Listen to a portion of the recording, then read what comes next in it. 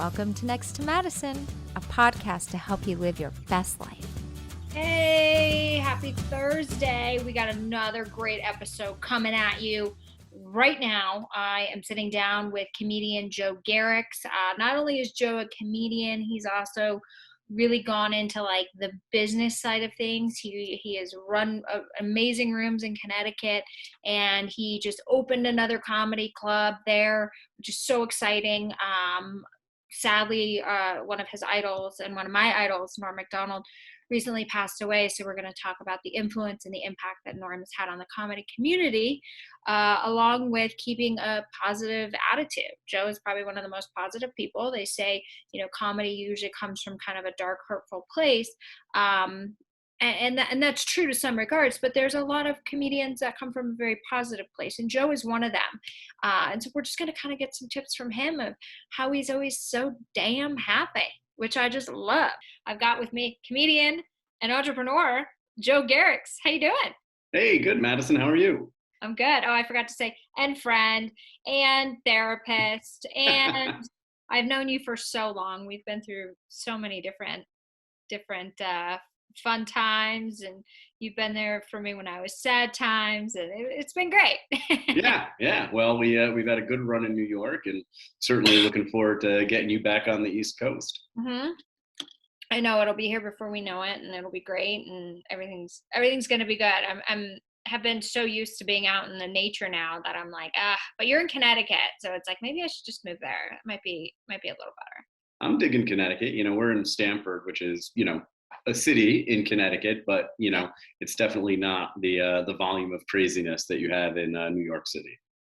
Yeah, you've got a little more space. You've got more nature. You're closer to nature. You can have a car.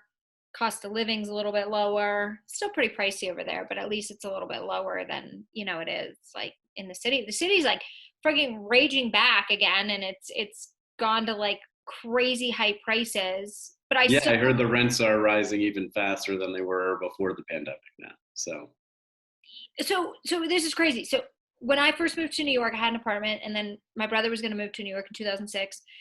I was working on Wall Street at the time, and I'm like, all right, we're going to get an apartment. And it was this crazy, like hardly any inventory. Prices were through the roof. And I said, you know what? Fuck it. I'm going to live on my friend's couch, because I was like 23 at the time, and find a place. So it took me 2.5 months to find it. Made a ton of money because I didn't have rent during that time, which was great.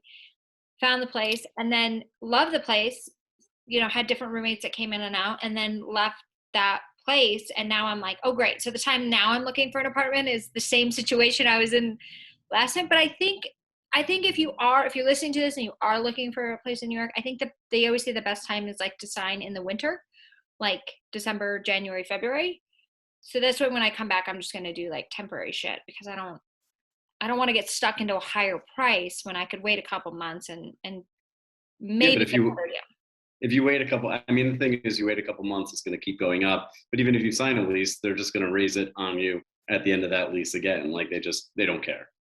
So the moral of the story is just make more money. And if you are fortunate enough to be able to buy, buying in New York always seems like a good investment.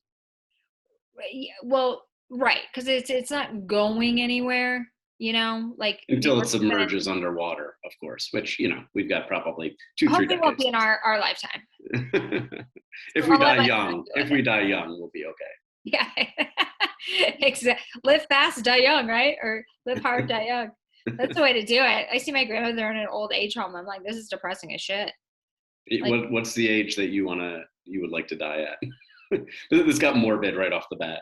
I know. Well, if I can still look good, 90, if not 85. It depends, I guess, what you count as good. Have you seen 90-year-olds who you think look good? Like, who's your hot 90-year-old? I have one. Betty White. She's like 100. I don't know if she's hot. I don't know if she looks hot. Like Jane Fonda is in I think she's close to 90, and she's still gorgeous. So it's possible. But I don't know if it is common. It's not. You're not supposed to look good when you hit the grade. You're supposed to look like you've lived life to the fullest and completely damaged, because that's like celebration of life. What's terrible is if you look perfect and you're young and you go to the grave. That's So tragic. you want to be in this middle ground between being like a good looking corpse and being like, oh, she died just before it got bad. Exactly. Or before I run out of money. That's the other thing too. Wouldn't retirement planning be so much better if you're like, all right, do you want to pull the trigger at 90? Yeah, cool. Okay. Yeah, that would simplify it, right? My concern is like mobility, right? Like I don't give a shit how I look. Like I was never much to look at, so it doesn't really matter. But I want to be able to like move around and do stuff, right? So I'm figuring like if I'm like late 70s, early 80s, and like I'm having trouble doing things, or the other thing is, if your mind starts going, like dementia frightens me. Like I'm very concerned about. I'm in my 40s and I forget things like all the time. Like all the time I can't remember like a name or just can't come up with something that I should be able to come up with. So maybe you need to lay off the weed. Nah, that's not the solution I'm looking for. I'll eat right. I don't think that's it. But who knows? Maybe. But we'll never know. Well, there's no positive about dementia, but my grandmother has it. She's in a home. It's very depressing for us. But if you talk to her, like they go on these journeys in their head that they actually think are real. She's like living a great life.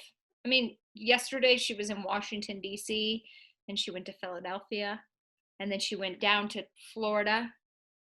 She didn't really go anywhere, but to her, she did. And I'm like, yeah, doesn't sound so bad. She's like time traveling in her mind.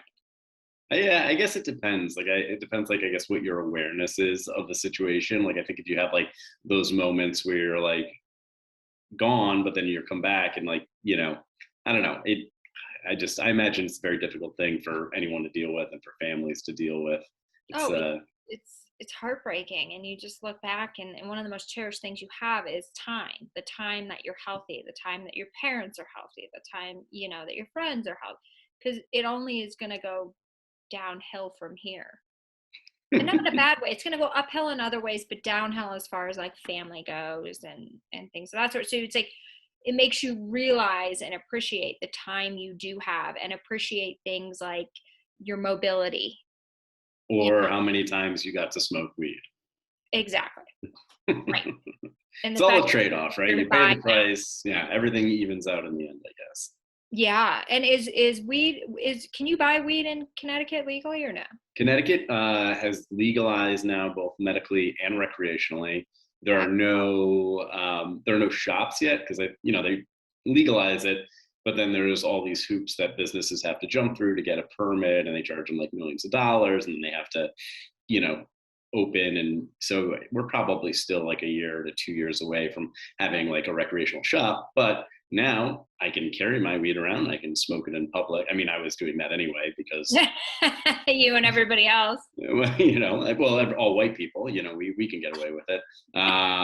So it's nice that that stuff you're allowed to do. I mean, for Connecticut, I don't know. I've been following this a while because I live here and I love weed, and it's just like it's crazy to me that they hadn't done it sooner, because you've got New York and you've got Massachusetts on either side of you where people can get weed recreationally, and people are just leaving the state to do it. So why not just put it in the state and make those tax dollars, as opposed to, I don't know, Connecticut and New England in general have this weird kind of like puritanical history, like just from how they started, that there's still all this like hardcore like puritanism that's like built in, and even places that are more progressive or liberal are still kind of caught under the shroud of like this wouldn't be proper. So, but we're getting there. But there's so many benefits to it, you know what I mean? Like you take somebody with anxiety and they stick them on Xanax, which is so addictive it might as well be called heroin, right? Wouldn't weed be like such a healthier, better solution? But I guess you can't make as much money. I mean, you could if you just tax it, right? I mean, I guess the problem is that the people who are trying to prevent weed from being legalized are these big pharma companies who have their highly addictive and in many situations deadly drugs that they want to be able to sell. And they know if people can get weed to deal with, you know, cancer treatment side effects or pain or, you know, appetite issues, or just even, you know, honestly, the biggest thing to me is it's crazy that we allow alcohol, which I also enjoy and have nothing bad to say about. But like if you drink, you become impaired, you have trouble operating motor vehicles, you become more aggressive and violent. Like I've seen drunken fights break out all the time. I've never seen a group of people get high and get into a fight. Like no pothead has ever fought anyone, right? Because the pothead knows like, oh, I'll lose that because like my heart just won't be in it. I mean, it's so true. I know I can't really enjoy the benefits of weed because it gives me like vertigo and then I just want to lay down and sleep. But the recreational drug that's actually legal where I am right now in Colorado, I haven't picked any up, but I should, is medicinal mushrooms, which I love because you don't feel like you're altered in any way. Like you can still fully function. It's like this happiness. So it's not like a high, you just get really happy. That was my experience. It's well, like, if you haven't been altered by them, you may not be doing enough. I assume your medicinal mushrooms there are, what is it, psilocybin or something? Has that like? I'll go buy some tonight and I'll let you know. Yeah, check it out. I mean, I'm a big mushroom fan as well. I mean, I definitely think those are more likely to impair you depending on how much you take. But yeah, if you just take like a small dose, like medicinal, you just yeah. Or microdosing, they call it. Yeah, the microdosing, yeah, I agree. I think it's great. I also think, you know, going on a little trip here and there is nice as well. Now, have you done ayahuasca? Ayahuasca? No, I have not. That one is like scary to me because you really need like a professional to kind of like walk you through it, and you need to make sure you get the right professional. So you go to a shaman. Yeah, but I just like, you know, how do you find the right shaman? Like I don't do anything unless like I'm like doing it with someone who has done it before, or I've done it enough times I understand it and I know like what I'm getting. So I guess if I like knew how to get the right shaman and the right experience, you know, but that's like, you know, that's a serious thing. I think that's like, you know, probably like 12 hours, like, you know, soul searching. You know, right now I've maxed out at like the mushrooms, like 6 hours, have a nice little time, you know, experience some stuff, and then kind of come back to normal. But I don't know, should we do that? I'd be down. You want to do it? You want to go on an ayahuasca trip? I mean, I definitely want to do it. I had a friend that called me. He's a very spiritual guy. He owns a wellness center over in Jersey City, and he had done it in like 2014 or 15. And I remember he called me after and he goes, "You've got to do this." Oh my God. I traveled dimensions. I was able to go back and see moments in my life where I had caused pain to people, moments in my life where I had caused happiness to people, and be able to be more self-aware of how my actions and emotions were affecting those around me, and apologize to my mother for being so hard on her when I was younger. And it was like all these crazy things. And I'm like, wow, that sounds amazing. But then he said, you got to like be on a strict diet because you want to make sure your body's in like your system at least is in optimal condition, because you purge before you go into the, like you're puking, right? So you're like in the room with like people puking. But like that famous guy, comic Neil Brennan did it. And he was an atheist until he did it, and now he's not. Did you see? You should do it. Well, you know what? It's funny you mentioned that because I went to see Neil Brennan's show, and he mentions this. It's called Unacceptable. It's at the Cherry Lane Theater in New York, and I don't know if it'll still be running by the time. It was great. I mean, he's awesome. It's directed by Derek DelGaudio, who I don't know if you've seen In and of Itself, but Derek is, I would say, the greatest illusionist alive. And his show In and of Itself ran in New York for a couple of years. There's a Hulu special of it that I highly recommend, but just like mind-blowing stuff. So Derek was directing it, Neil was doing it. I'm like, I have to see it. And that was honestly, you know, because I'm an atheist, and that, like, Neil Brennan saying that was like the only thing that made me be like, oh, okay. Like when people make other arguments about, I'm like, all right, you're crazy. But with like Neil, I'm like, oh, this guy's like, he's got legit like atheist cred, I feel. So maybe you should do it. Maybe I'm not looking to find God, but I'm open to anything, and I'm open to experiences and enlightenment. I was actually at a music festival this past weekend, and I met this musician, David Bournet, and we were hanging out before his set, and we were actually doing some mushrooms, interestingly enough. And he was telling me that I guess like a couple weeks prior to that, he had just taken a bunch of mushrooms, gone out into the woods, I believe naked by himself, and just like wandered and like come to all these like enlightening facts about his life, or like a new understanding of the direction he wanted to go. And then he just like realized that the woman that he was dating, he wanted to like, spend his life with. And then I think they got married. Like, I don't know, I could be screwing this up because I was on mushrooms, but I believe like he did this trip like 2 weeks ago. And then, a week and a half later, he was married. And then a half a week after that, he was at a music festival. I don't know where his wife was, but he seemed very happy. That's hilarious. Cause sometimes you don't know, like there's, crossroads or decisions that we all have in our lives. And, a lot of people will turn to like, psychics, they'll find a psychic, they'll call a psychic. And I've been guilty of that in the past. I'm like, whatever. They haven't proven enough to be right for me to like legit give them credit anymore. Yeah. So, but a lot of people do that just to give them that hope, or give them the answer that they can't seem to find, like when they're at a crossroads, or they're worried about something. But yeah, that just seems like it would be a better way medicinally, so you don't kill yourself, but to kind of go into yourself and find the answers, versus looking for somebody who may be legit or not legit and paying off.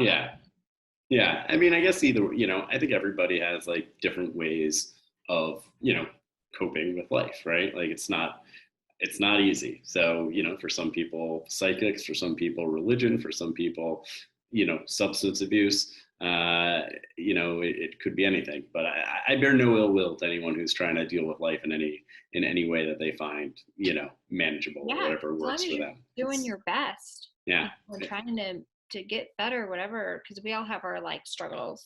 Yeah. It ain't easy. And it seems like it's probably harder now than it used to be. But I do think because I went through a lot of this, we are the ones that typically make our lives more complicated than they need to be, by overthinking about things, by worrying about things that we can't control, worrying about things that it's that whole thing, right? Everything always works out, and you look back and you're like, wow, that worked out in my favor, whether you wanted it or not at that point. But yeah, I think it's just kind of getting through all the, it's like whatever you got to do, right? Yeah. Yep. It's especially like the past couple of years, I don't know. I haven't had it that bad. I'm, certainly sympathetic to people who've been dealing with things a lot worse than me, but it's a challenge. So whatever you need to like, make it through the day, as long as you're not, doing damage to anyone else, more power to you. Yeah. What happened in the past couple of years? Just kidding. Oh, did we go through it?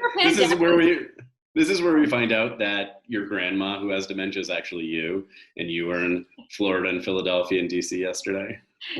Right, exactly. I know the pandemic was a very weird time. It was a lot of people. I like how you say was. I did. I know I did. I did well.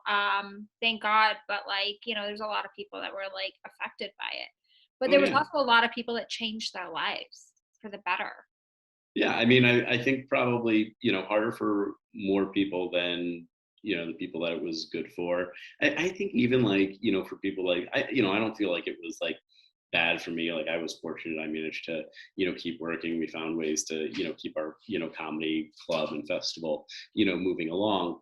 But even so, like, regardless of how well things seem to be going, there's like an added stress of just being like kind of stuck in, not able to like interact or do the things that you're used to, or just, having your entire routine changed around. So even I think, it's probably even for people who feel like it went well for them, there were also, challenges and, psychic strain that kind of came with that. Not psychic in terms of people. Yeah, right. I know it's always like if this had never come about, where our lives would be and how different it would be. I think it would be very, I think everything would be a lot different. And, I think like a lot of the changes that we've dealt with, like, things aren't going to necessarily go back to normal. I think we have, in some ways that's good, like a lot of people like are able, not everybody, but a lot of people are able to like work remotely now. And that, is putting hours That's back in their day, or, Yep. making things easier for them. I know that's been the case for me. And I work in hiring, and most of the companies that I work with are now hiring people remotely where they never would have done that before. And it does not look like, at least in startup world, that things are going to go back. So And I think that's the thing too, like the company that like I've been, consulting with, they were like, oh, we want you back. And now I'm like, oh God, I got to go back to I want to go back to New York. I just don't want to go back to New York for that. Do you know what I mean? I want to go under different circumstances, but I always think like maybe there's a reason I need to come back at this point. But I got to tell you something, because I spoke to the head of HR there, and they had said like, oh yeah, there's a lot of people in your boat there. Like when we call everybody back that aren't living here anymore and are going to be looking for places and not being able to find places on time. And so there's going to be a whole like period where we're like very flexible with that. But I wanted to say to him, are you delusional? How about there's going to be a whole bunch of people resigning the day you call them back, and they're going to go to companies that are remote. So like get with the program. People don't want to live. New York is amazing if you're super wealthy. It's great. But like it's a struggle for most people.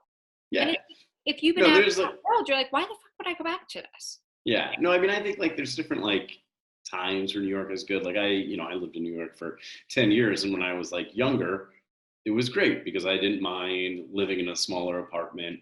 I was like out all the time. There were, you could find cheap ways to have fun, and get by. And then I got to a point where like I was going out less and wanting more space. And then, I reached a point where now if I wanted to live in New York, it would be, much more restrained. But you're spot on with these companies that think they're going to like have people come back. People are going to find other options. People have already been resigning from jobs where they might have that flexibility. Like people are, being more particular about what suits their needs, what they want in terms of their life, as opposed to just like what they want in terms of a paycheck. And the companies that adapt and are flexible are going to get the best talent. And the ones that are like, oh no, you have to be here Monday through Friday, like 9 to 5 at least, they're not going to get the best people. So they're not. That game is over. It's over. And even with like the new gen, like the Gen Z coming into the workforce now, they're just very independent. They've grown up on this technology, and they aren't going to settle for the lives that like we settled for, where it was like, okay, I have to be here at 8:00 and I have to stay till 6, and I can go out for 15 minutes for lunch. I'm okay with that. You can suck my soul out of me. We're good, right? Yeah. Just give me my paycheck. That ain't gonna happen anymore. Yeah. Like there's more innovation, like.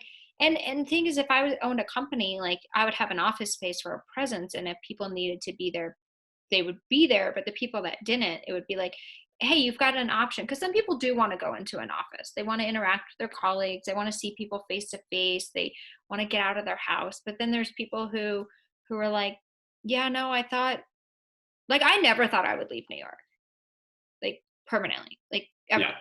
And I've almost been gone. I've been back there a couple of times, but like, I've almost been gone a year. And it's funny because on my year anniversary is the day they wanted me to come back. I'm like, are you freaking kidding me? To the day. How weird is that? Yeah. To the freaking day. And I remember when I left last year, I thought I was leaving the zombie apocalypse, and I wanted to pick up everyone I saw on the street and take them with me. I felt so bad for them. And then everything went back to normal and it was fine. Now they probably feel bad for me because I can't find an apartment. But you will find an apartment. You have time. You got time. There's no. I know. I just need everything's to find last like a minute. guy that'll be like, here, live in my guest room. Oh, wait. Oh, I'm paying for you? Now you have to live in my room. I might be too old for that point in my life. No, everything is going very well. Everything's good. I just needed like a couple more months. But whatever's meant to be. I'm just trying to like look at clarity. I started meditating. I'm just trying to like follow my gut, figure out, what those next paths are. But yeah, let's talk about comedy, because comedy was deeply affected by this whole thing. But you have been running a great room with the owner of New York Comedy Club, Emilio, who I just adore. He's the best. You ran the Fairfield Comedy Club, which is no offense to anyone else, my favorite room It's a ever. fun room. It's ridiculous. I Yeah. love the audiences that come there are so cool too. Like nobody has a hair up their ass.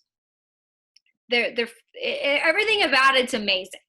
Yeah, we're very fortunate. We actually, after basically a year and a half hiatus, finally reopened, the indoor space at Fairfield. We continued doing shows. First we did the Zoom shows, then we did the Connecticut Comedy Festival, which was mostly outdoors. But as of 2 weeks ago, we're back in the hotel, so we're back to, converting that lobby into a showroom and doing shows tonight, tomorrow night, and it's like to be honest, it's it's in a way it's like starting the business over again. You need to kind of get everybody back in the swing of things and get them used to the fact that we're there all the time. But fortunately we didn't completely miss out on continuing that momentum over the past year. But it's nice to be back in that room. Like I appreciate your compliments, and I think you're right. It is just such a fun room. I think people go in there and have like kind of low expectations because it's this hotel lobby and it's like white plastic folding chairs and like it just and you have to bring your own beer and people are like, what is this shit? It's the best. Are you kidding me? It's like an affordable fun night out. Yeah, and well, it's because we get fantastic comics. We always have great comics there, and the crowds are excited. They're excited to have live entertainment. In Fairfield, like most people who live around there, like if they wanted comedy, quite honestly, would have to like go to New York, and that's a commitment, right? You're looking at an hour and a half each way. You're looking at expenses for parking or for the train. You're looking at higher ticket prices, higher drink prices. So, I think people are appreciative of that. And, we learned that as people are coming back now. We learned that as we did shows over the pandemic, that like comedy means something to people. And, it's kind of more than just a night out for people. I loved it. I also loved when you guys were doing the outdoor shows during the pandemic though last year. I had such a fun time. I remember I was there in July. Remember when I called out that guy in the front row? I was like, is this a Trump rally? It looks like Mike Lindell. The guy that was like Mike Lindell's twin.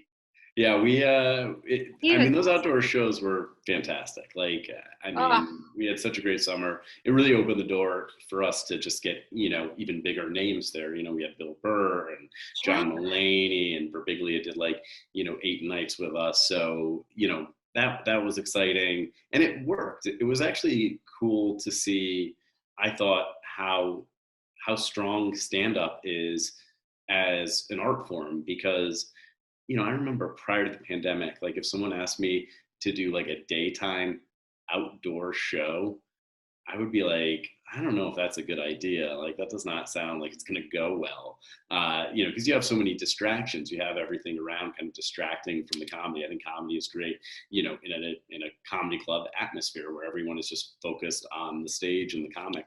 But it worked. People needed it. Yeah. People were into it. And the comics that we had, even when we were doing Zoom shows, like honestly, and that I didn't think was nearly as fun as being outdoors.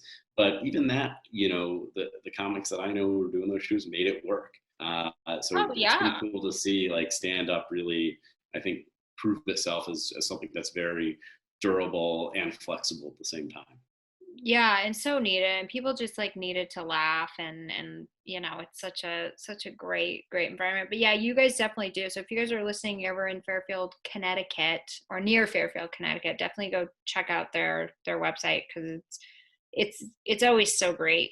I know. I wish I was closer right now, because there's like 1 month. I know. I'm going to be doing the show soon. I got to start writing my new jokes. But yeah, I'm so excited. When is Jamey Kennedy there? Jamey Kennedy, let me check. I'll tell you the exact date. I think it's like the end of October. November. Because if it's November, yeah, it is. It's November 6th. Saturday, November 6th. We have him for a Great. 7 Tell him that I'm opening for him. You're back then? Let me see. Because I'll be back, and yeah, he's a friend of mine. So. Oh, nice. Yeah. Okay, cool. So tell him, be like, oh, you get to see Madison again. Yeah, we'll do. He's great. We had him a couple years ago, and just like. Just a cool, fun guy to hang out with. Very funny. So yeah, very excited to have him back. Okay, good. Because of course, I need to see him anyway. So it's like, oh, this will be perfect. To be like, yes, I'm your opener now. I think we can make that happen. That's perfect. And the dates line up. So Yeah. there's my avails. I know. So, and let's talk about, because I know that tragically we lost a great comedian recently, Norm Macdonald, and he's had a big impact on your life. So tell us a little bit about that. Yeah. Well, Norm, in my view, was the best. I just think he was, I don't know. There's two ways of like judging people. There's like who's like the best stand up, and then who's just like the funniest person alive. And like I think Norm may have been the funniest person alive. I think Conan is also in that discussion, but Norm is just brilliant. And years ago, one of my friends turned me on to Norm, and I remember we just went on this like YouTube wormhole of Norm Macdonald stuff, and there's so much great YouTube Norm Macdonald, like Yeah. really his like night show appearances, like particularly Conan and Letterman, but really anytime he was on those shows, it was always fresh and new, and it was always funny. And that speaks to how funny a person like I think really is, like just off the cuff sharpness and humor. So I was lucky enough to see him perform stand up once a couple years ago in Atlantic City, actually for my 40th birthday. My partners at Fairfield got me a couple tickets for me and my wife to go down because they knew I loved Norm. And I had tickets actually to see him. Actually, it would have been next Friday, November 8th. He was going to be at Foxwoods in Connecticut. So I was planning to see him just in a few weeks. So yeah, when I heard that news, I mean, it was devastating. And and I think anyone else who is a comic knows, what happened to their Instagram feeds on that day. But this is a comic who just really, I think, meant a lot to people, and I think flew under the radar. Like I think if people weren't comedy buffs, they might not know really how great Norm Macdonald is. But I reread his I don't know if it's a biography, it's kind of like a fake memoir that he did, which is excellent and I highly recommend. But I reread that last weekend, and I've just been digging in and spending a lot of time like laughing, which has been nice. And we're lucky that we have this kind of treasure trove of Norm left over, but just a special talent and guy. I mean, just a mischievous spirit, I think. Which nobody really knew he was sick. Like his best friends didn't know, which is shocking. Like just kept it buttoned up. And as you go back and like read his book and like listen to his stand-up, he talks a lot. He talks about cancer, he talks about mortality, and you don't really notice the frequency of it until he dies. And then you go back and watch this stuff and you're like, oh shit, like this is like, he's dealing with all this stuff for the past 9 years. And it plays into his work. So I think that's also a testament to like, you just don't know what somebody's dealing with. You don't know what they have going on in their life. And, so the more, I guess, patient and empathetic you can be with people, the better, because, people can be gone any moment. I know. And it's like, you always have to remind yourself of that, and sometimes like it takes a tragic death to be like, okay, let's put things into perspective. But then it's like you go back to your busy life and you don't realize that anyone could be gone at any time. So it's like, if you really put that on the forefront of your mind, like your relationships would be stronger and your memories would be more strong. Because you don't want to get to like, if somebody passes away in your life, you don't want to get to that point where like, I wish I would have spent more time with them. I wish I would have called more. I wish I would, Yeah. So it's lucky for me, I'm like, I wish I had spent more time watching Norm on YouTube. And now I can still do that. But there is this sadness that we won't get more Norm, that there won't be. Although I did actually, Beecher, who is my partner at Fairfield and a great comic, he always sends me links that I just don't give a shit about. Like he'll like send me like TikToks and stuff. And I'm just like, stop. I don't have TikTok for a fucking reason. Don't send me TikTok. Stop, right. But he sent me one. Apparently Norm used to be on Cameo.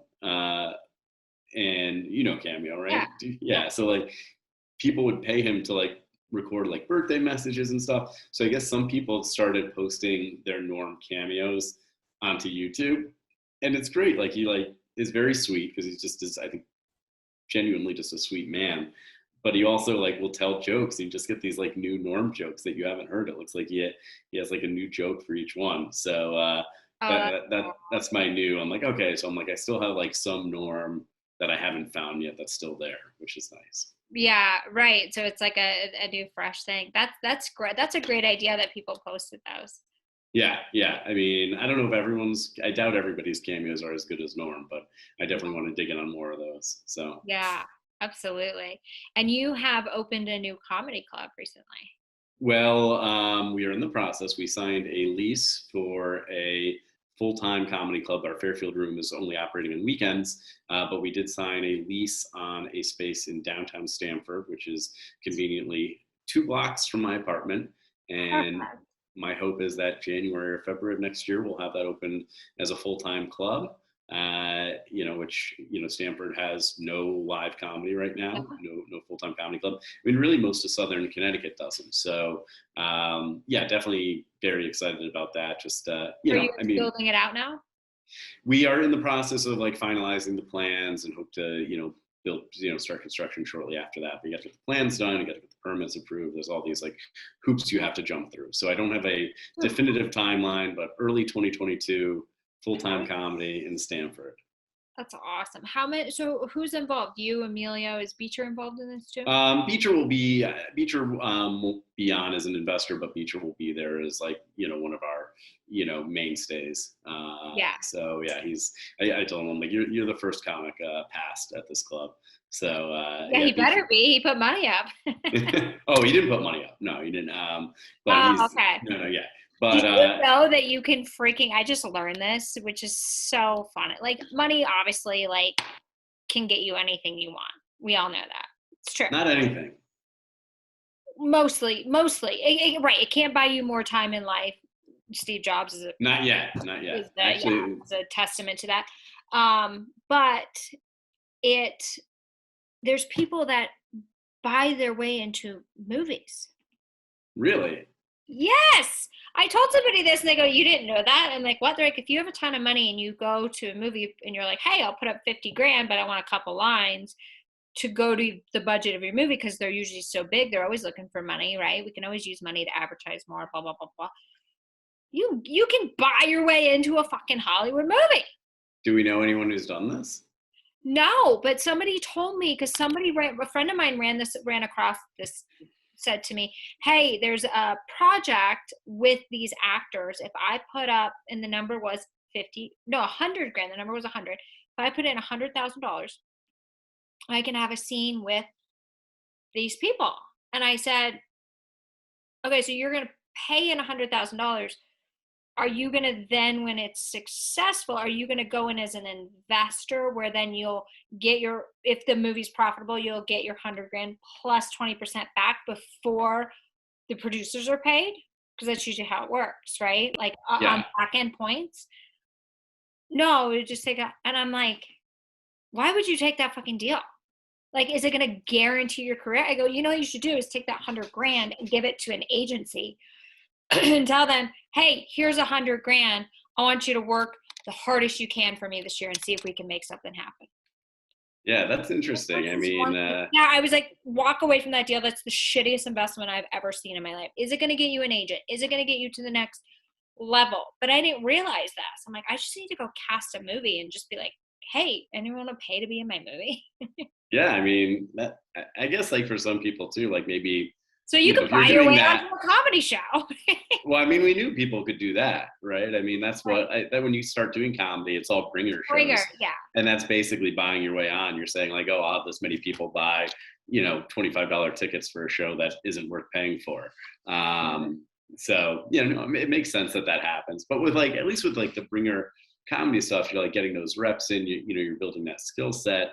There seems like there'd probably be better ways for movies to do that. But I guess some people, that just being in it is all they don't care about, actually achieving something personally. It's just like this, something to hang their hat on, or they just have too much money, Yeah.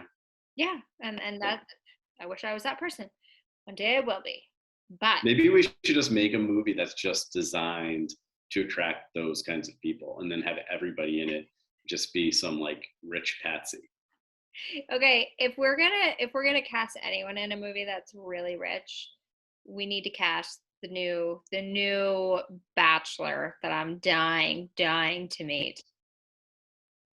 Elon Musk. Oh, really? Elon Musk. He's a new Bachelor. Oh, Not the Bachelor. He is. Oh, okay. Yeah. He's clearly a psychopath. I don't want to bang him. I just want to literally spend a day with him picking his brain. I don't want to bang him. Maybe. I was not accusing you of that. No one's accused you of that. Okay, I'll admit it. I would bang Elon Musk. Who the fuck wouldn't bang Elon Musk? I would bang him if he was broke. I would not. I don't even think I'd want to hang out with him for a day. I think he's bad news. Okay. Well, I mean, he's just so freaking smart. He's so smart. I don't know. Or awful. Yeah, well, wait, I guess it depends on the opinion. But when I heard he was single, I was like, cool. Well, Bezos is maybe single I got too. a chance. Bezos? What Bezos do you is think? not single. He took the CEO of WME's wife. He stole her. That What? woman. Yep. He took her right out of the thing, right under his. He basically swept her right out under his dick. Took her right off his dick and put her right on his. Wow. You seem to have a lot of specifics on this one. I feel like it would be tough for him to do that. What with his like weird eye, right? Like. He's the richest man in the world, and she's. Yeah, but he's got that weird eye. She's been known to be a gold digger. So, like, if you're a gold digger, if you're somebody who's like marrying for money, like that's your MO. I don't judge. That's your thing. I guess if you're marrying for money, you're not gonna, at least he can feel pretty safe that, she won't leave him as long as he stays being the richest person alive. Well, right, because I was like, you're only going down from here, honey. So you better hope that works out. But I always told my dad, I said, I would never want to date like a billionaire or like a super rich man, because you're just one opinion away from being replaced, and vice versa. Like when all my shit comes together, like, and somebody's given me, and I'm in a relationship, and they're making my life difficult by bringing in drama or asking me where I've been or blah blah blah, like just making things difficult. I'm gonna be like, bye. I love how someone asks. I like how someone asks you where you've been. You're like, bye. That's where I draw the line. Asking me where I've been. No, but not where you've been. Like that whole like, why didn't you pick up your phone? Because I'm trying to make money, you cockwad. This sounds like it's coming from a very personal place now. Cockwad felt personal. Right, I've had a couple of guys in like dating apps, and they'll like write you again. You're like, I'm not writing you for a reason. Like, I'm busy. Yeah. But yeah, it's kind of funny. But yeah, I wouldn't date. I'm like, I need like an average man. I need like an average cock, an average salary. You know what I mean? I feel confident you can find that. Somebody told me, they go, you need a man that makes like $500,000 a year.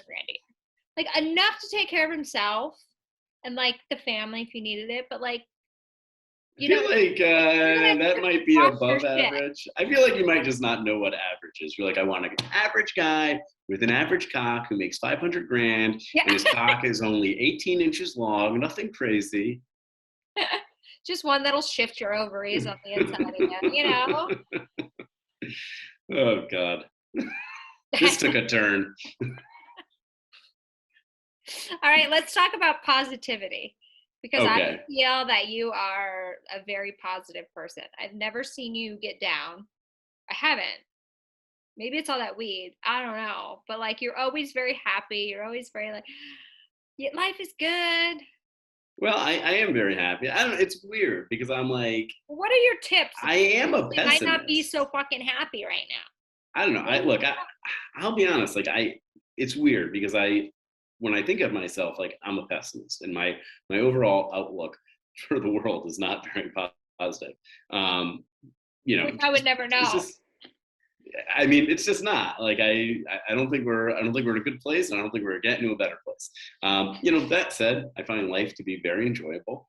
I'm fortunate enough to be, very busy with projects that I enjoy doing. So, look, I have a lot of things that are going for me in terms of being happy. Like I have, a secure job. I have a home. I have a wife who will, take care of me, and I have, 2 dogs. It's hard not to be happy when you have dogs around. And then, more of it is just like pursuing projects that, bring me joy, and like doing things that I enjoy. And on any given day, the things that I have coming up are not things that I dread doing. Like, I don't dread going to my job every day. I like my work, and I like the fact that it gives me the ability to open comedy clubs and write comedy and perform comedy and, do a podcast and, all the other things that, are not necessarily, all the things that are not my full-time job, but are more where my focus and, energies, where I want to be spending that. So I'm just pretty lucky about that. I don't know. I just think I've been lucky. It sounds like gratitude is what's driving you. I'm lucky. It's easy to be happy when everything's fine, right? Like I don't have a truly difficult life. I deal with things. Everybody does. Everyone has problems, but by and large, like every day, I'm doing something that I enjoy. There's something that I'm looking forward to. So like today, was easy. I had the day off from work. I get to podcast with you. I get to go to Fairfield tonight and do comedy. Sure. Like if I'm doing all the things that I want to do, and I'm not finding happiness in that, then there's something wrong with me. But yeah, I don't know. It's a hard question to answer because I really just feel like I'm kind of a lucky person. Yeah. Well, that's good. It's good to be lucky, Better to be lucky than good. Yeah. Well, I think both together, then you become dynamite, right? What's that old thing where what is it? Opportunity is where luck meets preparedness. Yep. Agreed. Agreed. And there you go. You're a lucky guy, and you're prepared. I'm prepared. I do the work for sure. But I don't know. I also don't think that everybody has, had the same opportunities that I've had, or have, kind of had things come together like they have for me. So So I don't know. I guess my advice is like, be like a middle class white man in America. And it's not so tough, Just see, right, and laugh a lot, right? Well, laughter helps. Before we go, I want you to tell us about a little bit about your new podcast that you've got going on. So I started a new podcast a few months ago called Good Advice for Bad Ideas, and I do it with my friend and fellow comedian Marty Caproni.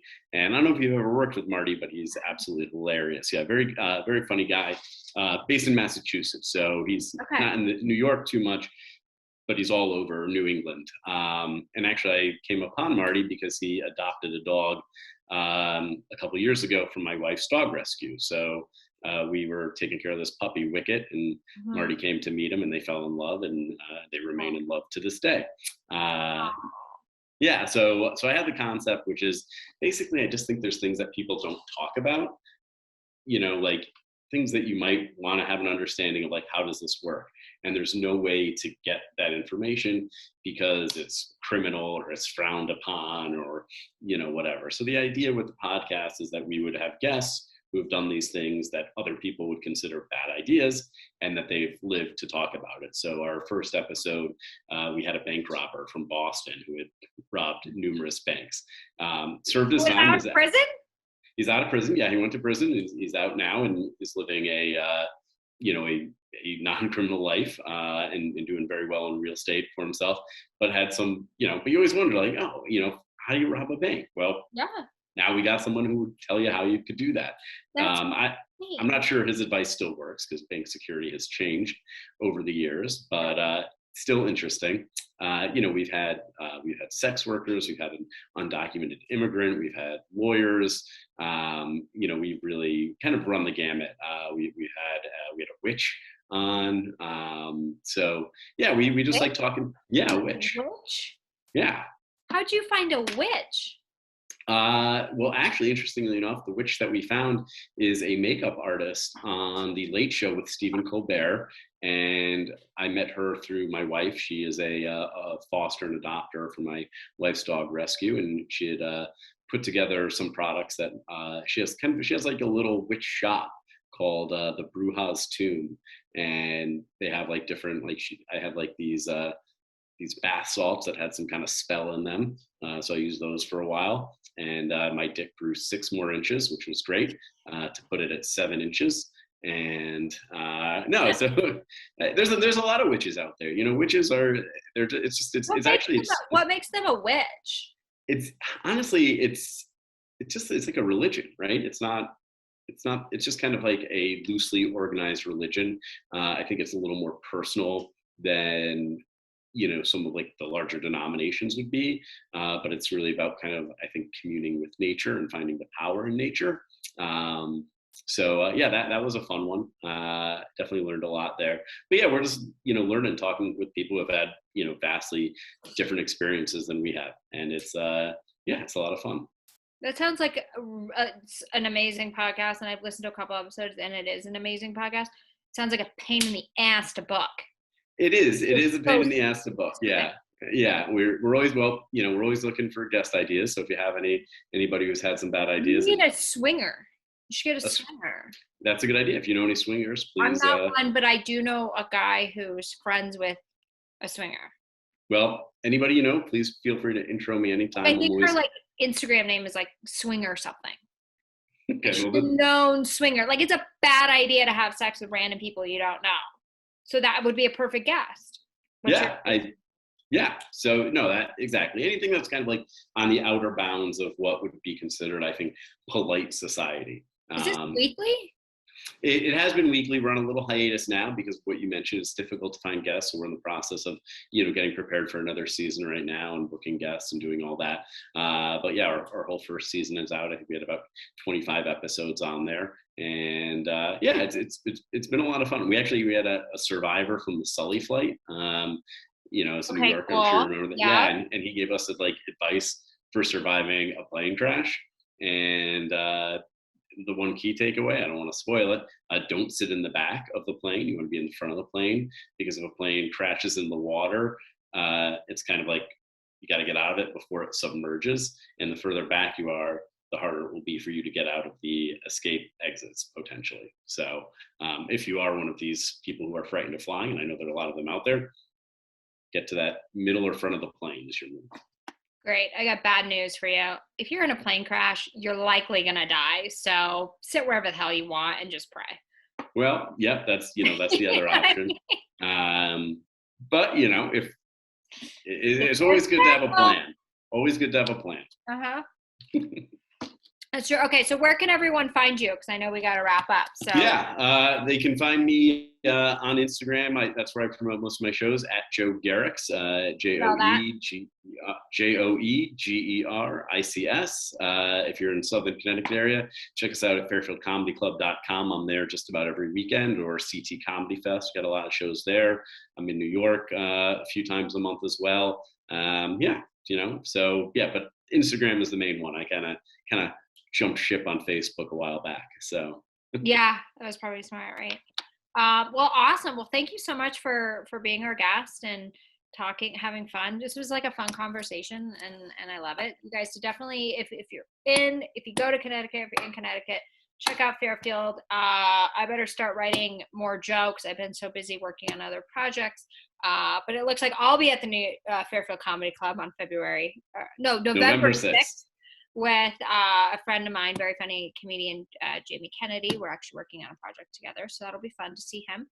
And so it'll be good. So thank you so much for tuning in, and thank you everybody listening wherever you're listening. I would really always like if you want to tell me where you're listening to this, on social media or in the comment section. I would love to hear where most people listen to this podcast. And also, if you know anyone for Joe's podcast, let us know. If you're somebody who has done some weird shit and got away with it and have advice. Or even if you didn't get away with it, you don't have to get away with it. Right, exactly. So, all right, you guys, thanks for tuning in to another episode of Next to Madison. We'll see you next time to find out who's next. Hey, your host here, Madison Malloy. Please make sure to subscribe to the show on all podcast platforms, and please rate and review us on iTunes and Spotify. Also, if you have any questions or comments, you can email us at contact@nexttomadison.com. I thank you again for listening. Bye.